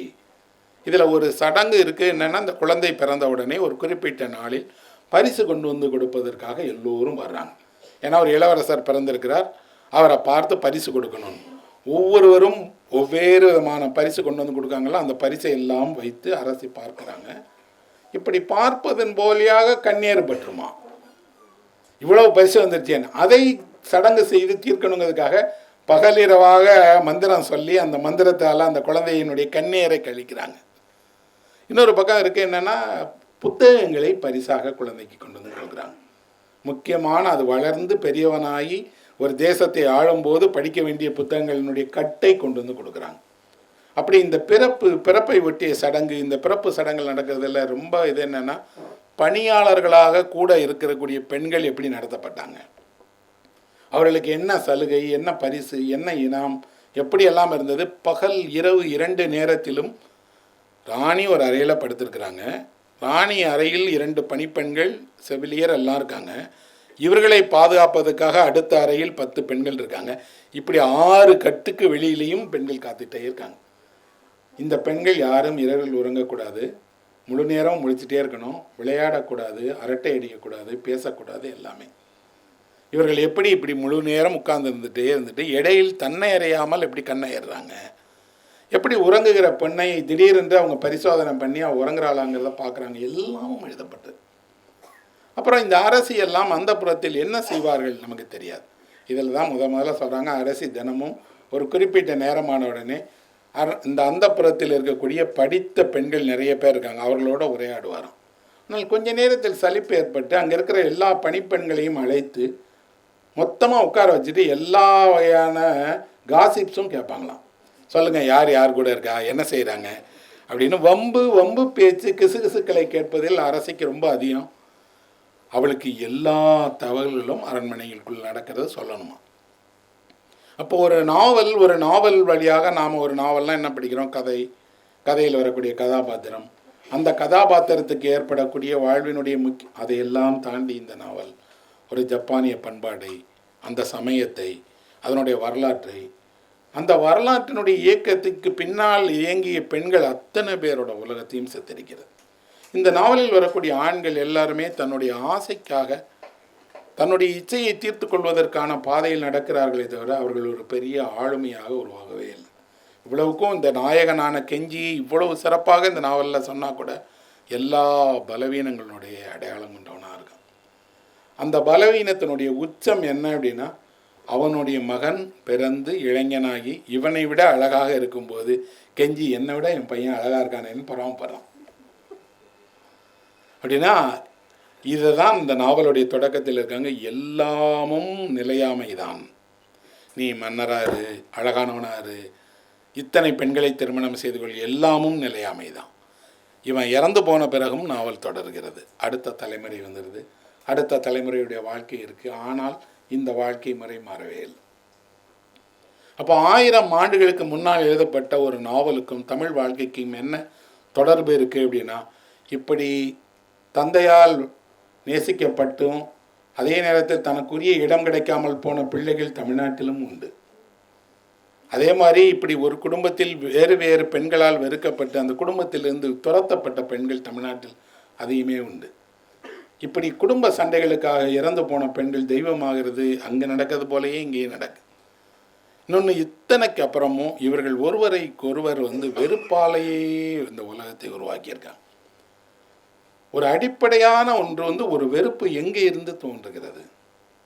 தனக்கு கிடைக்காதது இன்னொருவருக்கு கிடைக்கிறதேங்கிறது மட்டுமல்ல, மகிழ்ச்சி என்பது யாருக்கும் கிடைக்கக்கூடாது. எனக்கல்ல, யாருக்கும் கிடைக்கக்கூடாது. எங்கெல்லாம் மகிழ்ச்சி விளையாடுகிறதோ அங்கெல்லாம் இருக்கக்கூடாது.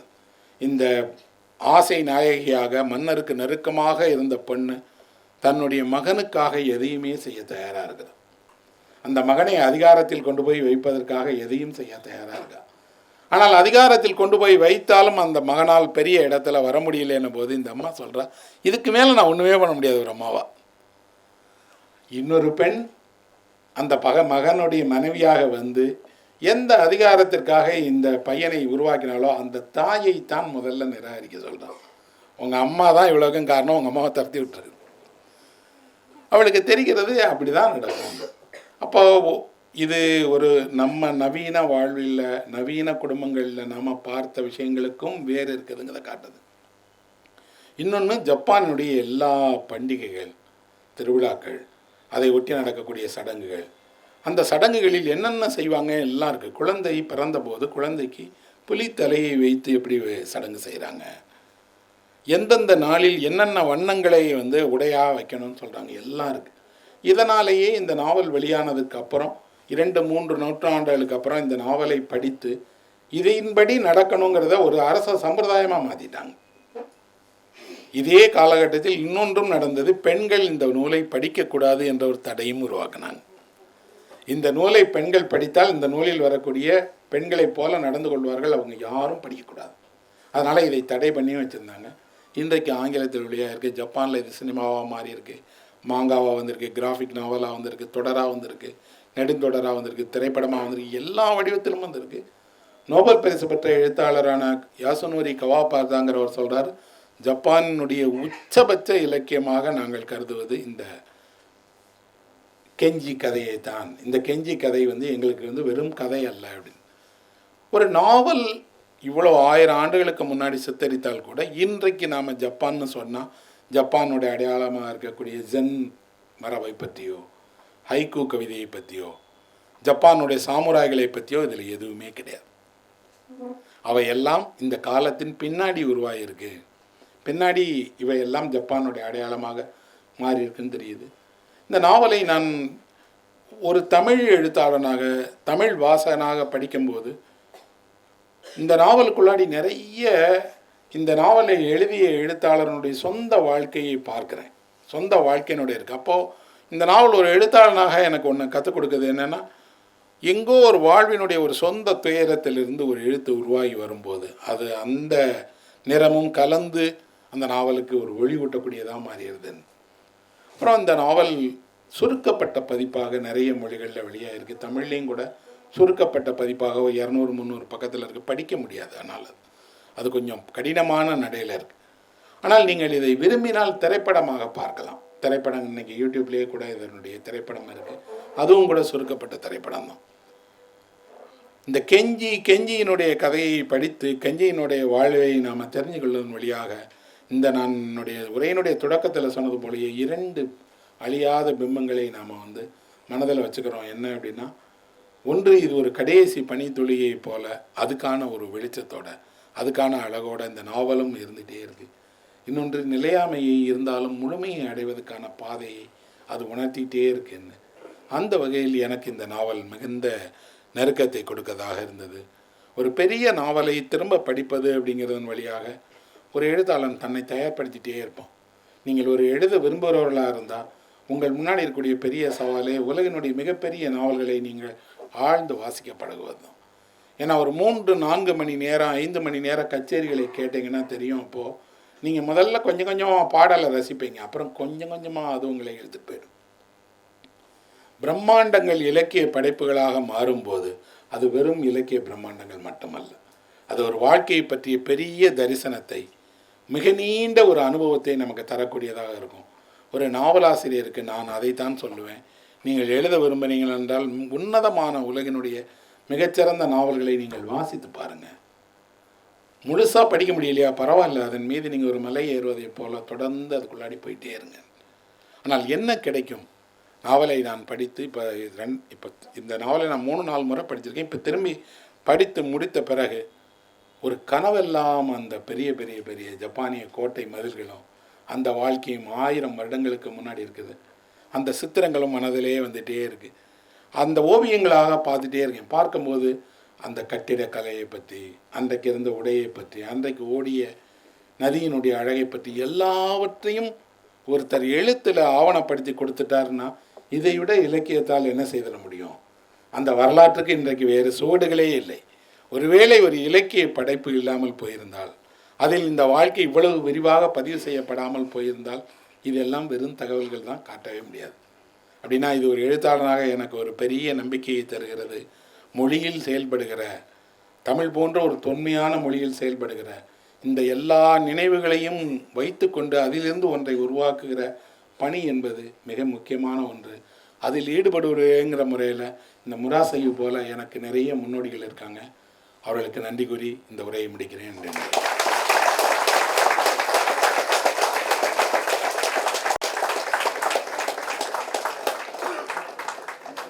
உலகின் முதல் நாவல் குறித்து சிறப்பாக உரையாற்றிய எஸ். ராமகிருஷ்ணன் அவர்களுக்கும்